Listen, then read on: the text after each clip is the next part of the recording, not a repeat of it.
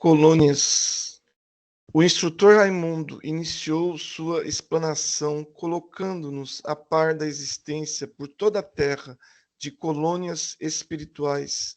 São inúmeras pelo Brasil. Colônias são cidades no plano espiritual que abrigam temporariamente os desencarnados, espíritos que estão no rol das reencarnações. São encantadoras. Em todos os locais em que há cidades materiais, há um espaço espiritual e nele ficam os postos de socorro e as colônias. Pequenas localidades de encarnados, como vilas e cidadezinhas, também têm seu espaço espiritual, só que às vezes não têm colônias e seus habitantes, ao desencarnar, e se tiverem condições, vão para as colônias vizinhas. As colônias podem ser pequenas, médias, grandes e de estudos. As colônias de estudo são somente uma escola ou universidade. Nelas há alojamentos para os professores e para os alunos, salas de aula, bibliotecas e imensas salas de vídeo. São locais que estudiosos sonham em conhecer e morar.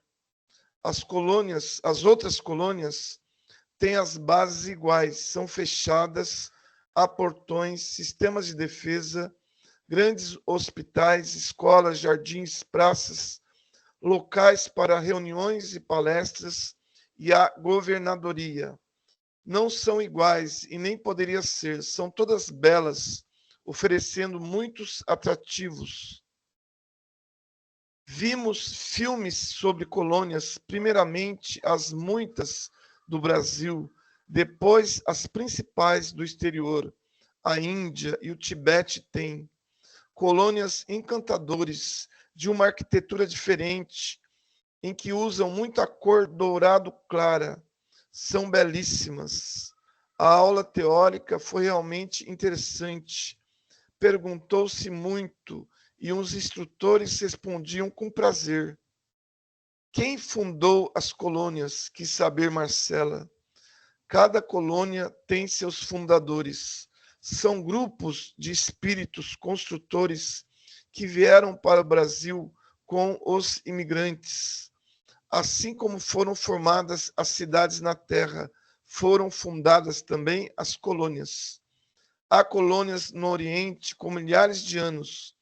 Vivemos em grupos, os mais adiantados ajudando os mais atrasados, sempre perto uns dos outros. Por isso, cada cidade na Terra tem seu núcleo espiritual correspondente. Antes de o Brasil ser colonizado, não havia colônias? Perguntou Luiz. Não como estas. Havia sim núcleos espirituais nos quais os orientadores do Brasil já planejavam a colonização, protegiam e orientavam seus habitantes, os índios. Um espírito pode entrar numa colônia tentando enganar? Indagou Luísa. Nunca soubemos de um acontecimento desse tipo. Ele entraria para fazer o quê? Ele próprio se sentiria mal por não estar no seu meio. Se quisesse espionar, o que veria não poderia copiar, não conseguiria enganar, pois sua maneira de viver difere da nossa. Quase todas as colônias, as cidades espirituais, estão situadas a uma certa distância vibratória do orbe terrestre e, não comparando com as medidas físicas, ficam dentro da quarta dimensão vibratória, a partir da nossa querida Terra. Se uma cidade material fosse destruída, a colônia também acabaria naquele espaço? Ivo perguntou, curioso. Não acabaria. Se a cidade dos encarnados não fosse reconstruída, a colônia mudaria para outro local. As colônias também crescem, Glória indagou. Sim, dependendo de suas necessidades, são ampliadas. Prevendo um acontecimento desastroso na cidade material, as colônias se preparam para receber os abrigados? James indagou. Certamente, como também os postos de socorro da região, mas para não provocar pânico e preocupação entre seus habitantes, esse preparo é feito horas antes. Começou a aula prática. Fomos, primeiramente, excursionar em nossa colônia, que eu já conhecia. Mas foi, como sempre, emocionante passear por lá. Uma festa para meus olhos e meu espírito. E agora, com o primeiro grupo de colegas de estudo, as maravilhas que conhecia pareciam se renovar aos meus olhos, tal qual a mãe que não se cansa de olhar e admirar o seu rebento amado. O grupo alegre inteirava-se de tudo.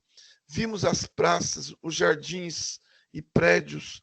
Conversamos agradavelmente com o responsável pela colônia, seu governador, que nos incentivou com palavras amáveis. Ao visitar o hospital, conversamos com os doentes, tentando passar-lhes a alegria que sentíamos. Ajudamos na limpeza e na alimentação dos pacientes. As colônias têm um perfeito intercâmbio umas com as outras e com os postos de socorro a elas subordinados. Frederico nos explicou. Agora vão conhecer a escola de regeneração. São poucas as colônias que têm essas escolas. Destinam-se aos irmãos trevosos para se recuperarem. É preciso esclarecer que há uma grande diferença entre espíritos trevosos e espíritos necessitados. Em nossos centros espíritas, normalmente se socorrem espíritos necessitados ou ignorantes. Trevosos muito pouco vão à terra, não se interessam pelos encarnados por achá-los ignorantes e inúteis. Certamente há algumas ressalvas. Esses irmãos dedicam-se quase sempre a reinar em seus domínios no umbral. Há poucos centros que se dedicam a doutrinar essa classe de espíritos, pois eles dão muito trabalho. Eles se realizam no mal, e é no mal que querem viver. Desprezam qualquer atitude fraterna, cultivando o egoísmo. Dominam e são dominados. Não há liberdade. Nesses domínios há os julgadores e os vingadores, em nome de Deus. Esta escola foi fundada para receber esses irmãos.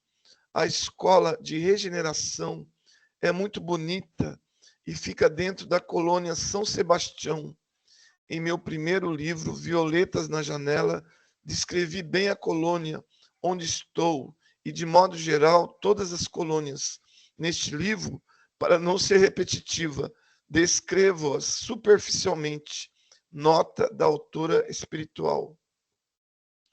É cercada e só é possível entrar e sair por um portão.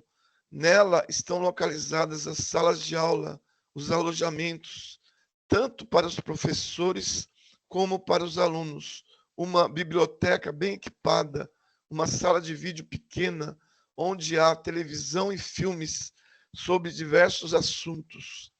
Há um refeitório, sala de palestras, salas de assistências, uma enfermaria e a diretoria. Nos fundos, um pomar e plantações de cereais. Local ocupado para a terapia dos alunos. No centro, um lindo jardim com muitas flores e bancos. Os professores, além de serem bons no sentido fraternal, têm profundos conhecimentos para lidar com os irmãos que lá são abrigados. O curso é intensivo, com aulas de moral cristã, alfabetização e educação. Os alunos usam uniforme e só saem da escola após terminado o curso. nem as outras partes da colônia vão.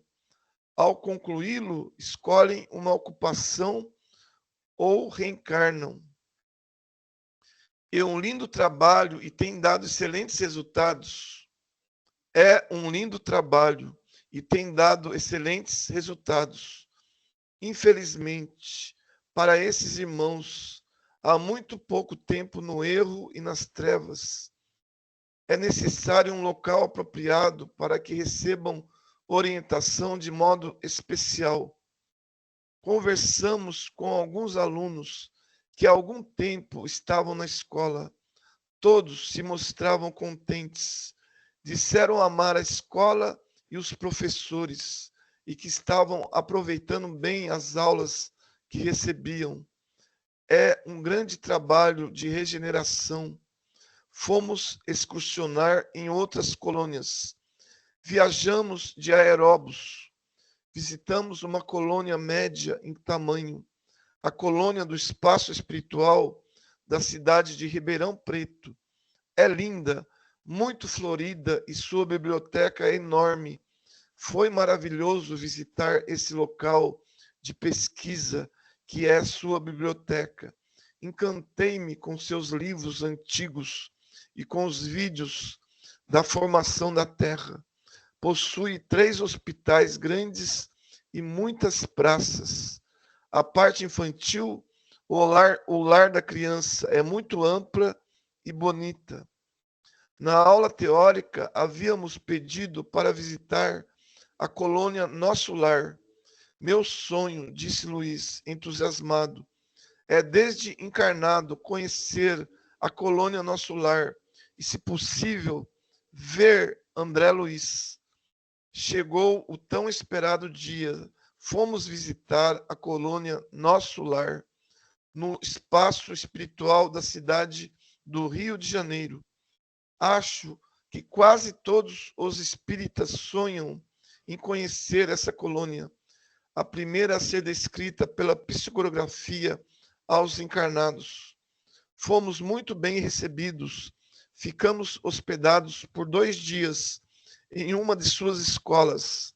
Conhecemos todos os seus importantes parques e bosques. Realmente, Nosso Lar é magnífica. Emocionei-me ao ver tantas belezas. No segundo dia à tarde, tivemos a grata alegria de conhecer o escritor André Luiz. Reunimos-nos em um dos seus salões para palestras. Há vários nessa colônia. O salão é redondo, o palco tem a forma de meia-lua, as poltronas também são arredondadas. O salão todo tem várias tonalidades de amarelo, muito bonito e diferente. O auditório lotou, vários grupos em excursão estavam ali com a mesma finalidade. Disseram-nos que André Luiz, sempre que possível, atende a pedidos como este, de excursões de alunos que querem conhecê-lo. Luiz não conseguiu parar de sorrir. Que ventura! Realizo meu sonho. Sou fã desse escritor desde encarnado. André Luiz apresentou-se com simplicidade e naturalidade. É como certas pessoas que olhamos e achamos super agradáveis. Cumprimentou-nos sorrindo. Pensei que fosse diferente, exclamou Ivo. É tão simples que nem parece ser tão conhecido por todas as colônias do Brasil e por todos os espíritas. Dona Isaura olhou para Ivo, pedindo silêncio. André Luiz falou com voz forte e tranquila, que era somente um simples estudante em fase mais adiantada e que somente ficou conhecido por ter tido a oportunidade de ditar os livros que foram psicografados, descrevendo o plano espiritual, que para ele o mais importante era que todos os que ali estavam querendo estudar aprendessem a serem úteis com sabedoria. Em seguida, fez uma linda oração. Durou a reunião 20 minutos. admiradora da dupla André Luiz e Chico Xavier, foi um prêmio escutá-lo e vê-lo. Passamos por uma das colônias da cidade de São Paulo. Ao todo, são 3 grandes. Encantamo-nos com o seu tamanho, e como tudo é bem dividido. Passamos também por Brasília, colônia nova, bem distribuída, moderna e maravilhosa. É uma das mais belas colônias do Brasil. Suas praças e jardins são fabulosos e há muitas flores do plano superior perfumando o ar, encantando a todos. No roteiro de nossas visitas constavam 2 colônias de estudo. Agora era minha vez de ficar radiante, pois essas colônias exercem sobre mim delicioso fascínio. São somente para estudos e oferecem meios espetaculares de passar conhecimentos aos seus alunos. Ei, Patrícia, falou Nair, aposto que você, logo que possível, irá para uma colônia de estudos. Sim, respondi sorrindo e sonhando. Se fosse possível, irei estudar em uma. Se for possível, irei estudar em uma.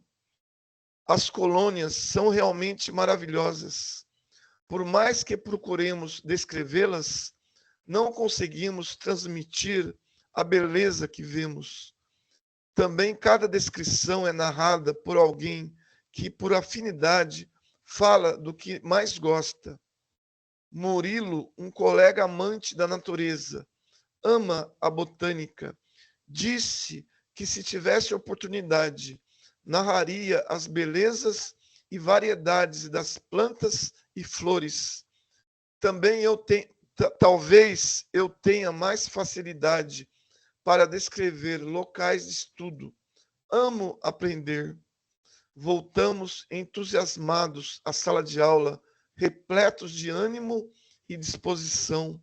As opiniões foram calorosas. Não houve sugestões. Mudar o quê? Tudo era perfeito.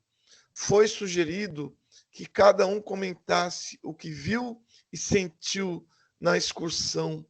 Na oportunidade, falei encantada das aulas de vídeos, que já descrevi no livro Violetas na Janela, da colônia de estudos. Seus assuntos são completos. Vê-las e fazer uso dessas salas é sonho de qualquer aprendiz. As colônias de estudos têm nomes bonitos e sugestivos. Também falei entusiasmada da oportunidade que tive de conhecer uma sociedade perfeita, regida pelo amor e pela fraternidade. Bem, todos gostaram. Isto é bom, porque nos próximos assuntos não verão somente maravilhas. E o trabalho fará parte das excursões seguintes, falou Dona Isaura carinhosamente.